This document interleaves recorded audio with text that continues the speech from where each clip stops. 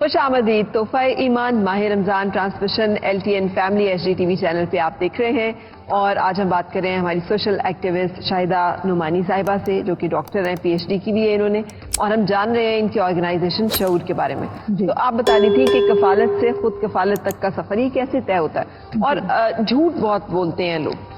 مطلب ہے کہ میں بہت سارے جس مسئلے کی طرف بریک پہ جاتے ہوئے میں بات کر رہی تھی، آپ کے پاس تمام سورسز موجود ہیں تو بھی آپ چاہیں گے کہ آپ کو اور جو ہے اس طرح سے کچھ نہ کچھ مل جائے، اور بہت سارے ایسے لوگ جو بیچارے جن کے پاس بالکل نہیں ہوتا، پھر ان کی حق تلفی ہو رہی ہوتی ہے. تو آپ کیسے تعین کرتی ہیں کہ کون لوگ ہیں جو کفالت کے مستحق؟ اچھا، ہمارا نا اس کو ہم سوشل ورک کی زبان میں کہتے ہیں کیس ورک. پورا ایک پروسیس ہوتا ہے، یعنی ایک فرد ہمارے پاس آئے جو ہماری والنٹیئرس کے ذریعے، ہمارے کوآرڈینیٹرس کے ذریعے آتا ہے، ان کے محلوں کا یا جو ہمارے اسٹوڈنٹس ہیں.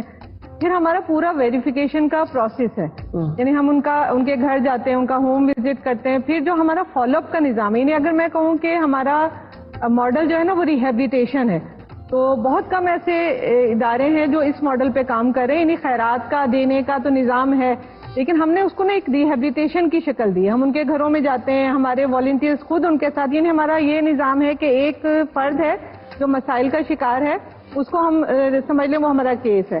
پھر ایک ڈونر ہے جو اس کو مدد کر رہا ہے، اور ایک والنٹیئر ہے جو اس کو ریہیبلیٹیٹ کر رہا ہے، وہ اس کا ہوم وزٹ کر رہا ہے. ہماری والنٹیئرس خود ان کے ساتھ ہاسپٹل میں رہتی ہیں. کوئی ایسے لوگ ہیں جن کے ساتھ کوئی نہیں ہے، پھر ان کا فالو اپ، پھر ان کا آفس وزٹ، پھر ان کی کاؤنسلنگ. تو اس دوران پھر وہ بندہ چھپ ہی نہیں سکتا. جب اتنی ڈیٹیل ہم اس کی زندگی میں انوالو ہوتے ہیں، جو ہمارے کوآرڈینیٹرز ہیں ان کو یہ تک پتا ہوتا ہے کہ ان کے بچے ٹیوشن جا رہے ہیں نہیں جا رہے ہیں، ان کو کیا مرض ہے، ان کی ٹیسٹ رپورٹس آئی یا نہیں آئی.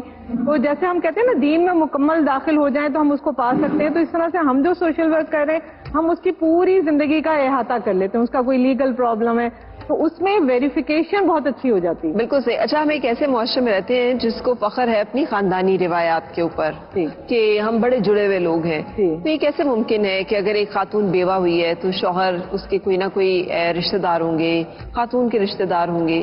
کیا کفالت نہیں ہوتی ہمارے معاشرے میں بیوہ کی اور یتیم کی؟ مجھے جو لگتا تھا نا، جو میری اسٹڈی ہے انٹرنیشنلی بھی میں نے دیکھا کہ تو ہمارا جو جیسے آپ نے کہا نا، ہمارا پلس پوائنٹ ہمارا خاندانی نظام تھا. یہ ہمارے یہاں کوئی بچہ یتیم ہو جاتا ہے، کوئی بیوہ خاتون ہے تو ماما چاچا تایا، یعنی کوئی نہ کوئی ریلیٹیو اس کو رکھ لیتا تھا. لیکن میں سمجھتی ہوں یہ جو دور گزر رہا ہے نا، اس میں مادہ پرستی اور خود غرضی اتنی بڑھ گئی ہے کہ اب آپ دیکھیں نا کہ ساسوں کو رکھنا بھی مشکل ہوا ہوا لوگوں کے لیے نا. اور مطلب کوئی نہیں رکھتا جو، حالانکہ کیا ہے، جہاں ایک روٹی بنتی ہے مسلمان کا تو یہی ہے نا کہ ایک روٹی سے دو لوگ بھی کھا سکتے ہیں. لیکن یہی المیہ ہے کہ ہم اس طرف نہیں جا پا رہے. خاندانی نظام کا ٹوٹنا، جو ہم نیوکلیر فیملی سسٹم کی طرف آ گئے، اور اس کے بعد پھر ہم نے بالکل ہی ایک انڈیپینڈنٹ لائف کا جو کانسیپٹ آیا نا، اس سے پھر یہ بہت زیادہ پرابلمز آنے لگ گئی. آپ کو لگتا ہے کہ اگر رشتہ دار موجود ہوں تو بھی وہ کفالت نہیں کرتے؟ یعنی ہمارے اب رشتہ داروں کو چھوڑ دیں، یعنی اب جو ہے ہمارے پاس ایسی خواتین آتی ہیں کہ جو معذور بچہ پیدا ہوا، شوہر نے چھوڑ دیا. اب اس عورت کا تو قصور نہیں ہے، وہ اکیلی ہے، اب معذور بچہ بھی سنبھال رہی ہے، پھر اس کے پاس وسائل کے لیے بھی کچھ نہیں ہے. تو مطلب ایسی اسٹوریز ہیں کہ ہم دیکھ نہیں سکتے. ایسے ہی، بالکل ایسے ہی ہے. اچھا، اور جیسے معذور بچہ ہے تو پھر اس کی بھی کفالت کی ذمہ داری؟ جیسے ہمارے ایک کیس ہے، سائمہ صفدر ہیں، تو ان کو کینسر بھی ہے، ڈائلسس پہ بھی ہیں، ان کے چھوٹے چھوٹے بچے بھی ہیں، اور شوہر اس وجہ سے چھوڑ گیا کہ اب تو میرے کام کی نہیں رہی ہو. تو مطلب یہ بھی تو المیہ ہے نا ہمارے معاشرے کے. تو وہ اب ماشاءاللہ کل ہی وہ میرے پاس آئی تھی. اب ہم نے ان کو کفالت بھی کر رہے ہیں، ان کا علاج بھی کروا رہے ہیں. ہم نے ان کو ایک چھوٹی سی پینسل اور اسٹیشنری کی دکان کھول دی ہے، ماشاءاللہ بہتر بھی ہو رہی ہے. تو یہ ہمارا پروسیس ہوتا ہے. ہمیں یقین نہیں آتا کہ ایسا کوئی بندہ ہے تو وہ تو شاید سڑک پہ آ جائے کہ مرد بھی نہیں ہے سر پہ، بیماریاں بھی اتنی خطرناک ہیں، اور بچے بھی ہیں. کیا کریں، ان کے بچے بھی ماشاءاللہ پڑھ رہے ہیں. تو یہ ہمارا ماڈل ہے. اور یعنی ہم اسی طرح سے، اور پھر ہم نے نا اس کو نظام مواقعات سے اخذ کیا. ہم کسی بڑی جو ڈونر ایجنسی اس کے ساتھ کام نہیں کر رہے، کوئی بڑا فنڈ ہم نہیں لے رہے. ہم کیا کرتے ہیں کہ جیسے آپ ہیں، آپ کہیں میں نے ایک بچے کی سرپرستی کرنی، بے شک آپ 2000 دے سکیں، 8000 دے سکیں، پھر اب وہ ڈونر ہوگی، آپ اس کی کفیل ہو گئی. جیسے مکہ سے مدینہ گئے لوگ تو ایک کو ایک کا بھائی بنا دیا گیا. تو وہ ایک مواقعات کا ہم نے نظام بنایا، اور اس کو ریہیبلیٹیٹ، کیونکہ ہم سائنٹیفک سوشل ورک پہ یقین رکھتے ہیں، تو پھر ہم اس کو پھر آہستہ آہستہ ریہیبلیٹیٹ کرتے ہیں. یعنی اب اندازہ لگائیں کہ ایک خاتون کو کینسر بھی ہو, وہ ڈائلیسس پہ ہو اور وہ اپنا کام بھی کر رہی ہو, وہ خود کفالت پہ بھی آ جائے, تو یہ کتنا ناممکن لگتا ہے. بالکل. لیکن لیکن یہ بتائیے گا کہ اتنے الحمدللہ ساری جب چیریٹی کا نظام مضبوط ہے, زکوٰۃ دیتے بھی ہیں لوگ, دے بھی رہے ہیں, آپ خود بھی بتا رہی ہیں, تو پھر یہ مسائل آخر کیوں ختم نہیں ہو رہے, اور کیا پھر اس طرح سے ان مسائل کا خاتمہ ممکن ہے جس اسکیل پہ ابھی چلے گئے ہیں کہ ہر بندہ جو ہے وہ بھکاری بن چکا ہے, ہر بندہ جو ہے وہ چاہتا ہے کہ اس کو کہیں سے مل جائے ایک ایڈیشنل پیسہ. ایک تو دیکھیں نا اویئرنیس کریٹ, جو میں نے شعور کی بات کی, اویئرنیس کریٹ کرنی ہوگی.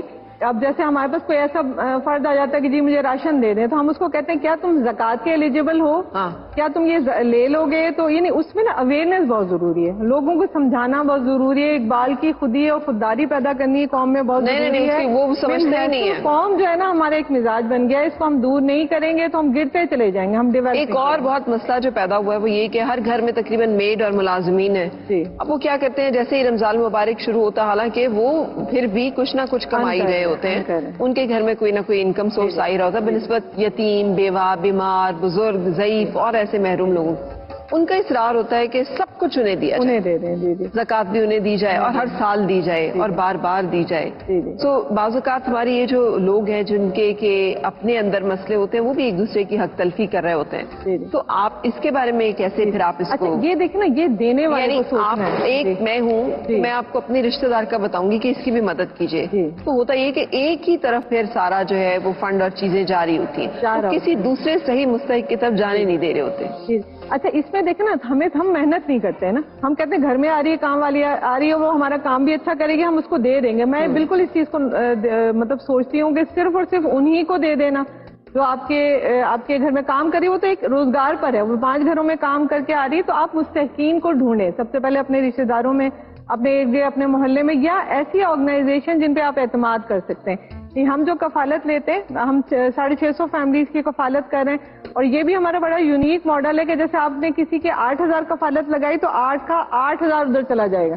یہ اس سے کوئی بھی ہم ایڈمن فنڈ اس سے نہیں کاٹتے, ہم اس کی ایڈورٹائزنگ پہ دیکھیں آپ, ہمارا یعنی میں 30-35 سال سے کام کر رہی ہوں, لیکن ہم نے اپنے ایکسپوجر پہ اس طرح کام نہیں کیا, ہم اپنے کام میں گم اخلاص سے کیے جا رہے.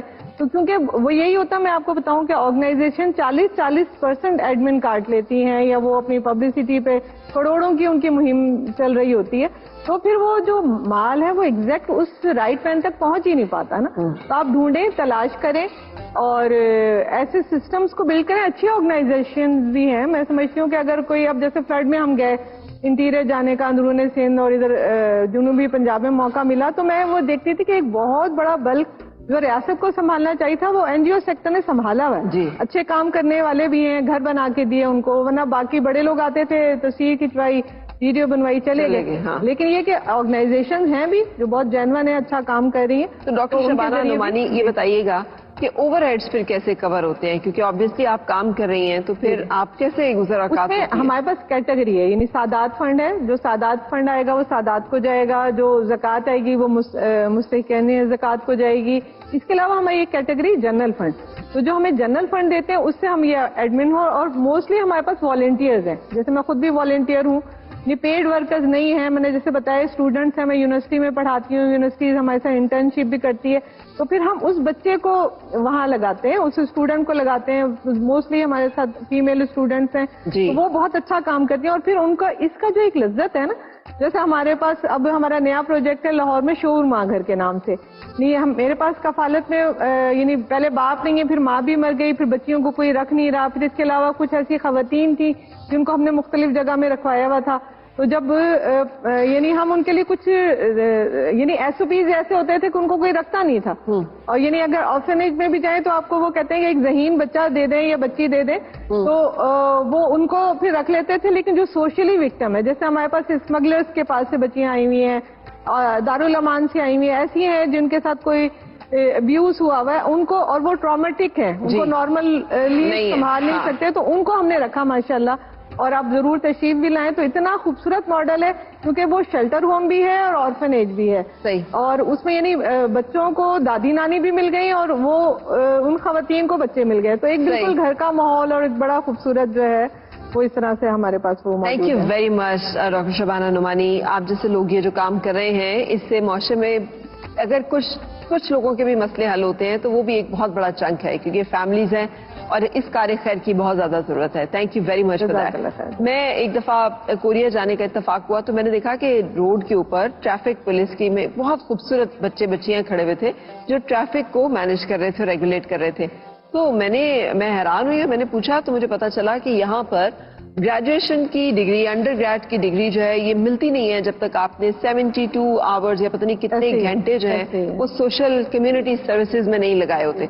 And that goes for almost all the western countries कि आपको किसी अच्छी डिग्री में, किसी अच्छी यूनिवर्सिटी में दाखिला लेना है तो आपकी कम्युनिटी सर्विस कितनी है, वॉलंटियर आवर्स कितने हैं, उसकी बेस पे आपको मार्क्स जो है मिलते हैं. जैसे हमारे एक जमाने में एनसीसी के नंबर होते थे 20 नंबर, तो उन्होंने इस तरह से वो नंबर रखे हुए. मेरा ख्याल है बहुत जरूरत है कि हम इसको बढ़ाएं ताकि हमारे यहाँ एक दूसरे के लिए मदद करने का जज्बा जो है वो फैले. थैंक यू वेरी मच, बहुत शुक्रिया. और शऊर वेलफेयर फाउंडेशन एक रजिस्टर्ड इदारा पाकिस्तान भर में फलाही मंसूबों के जरिए इंसानियत की खिदमत कर रहा है. सदकात, ज़कात और अतियात के लिए डिस्क्रिप्शन में फॉर्म का लिंक मौजूद है. अतिया करें और खैर बांटें.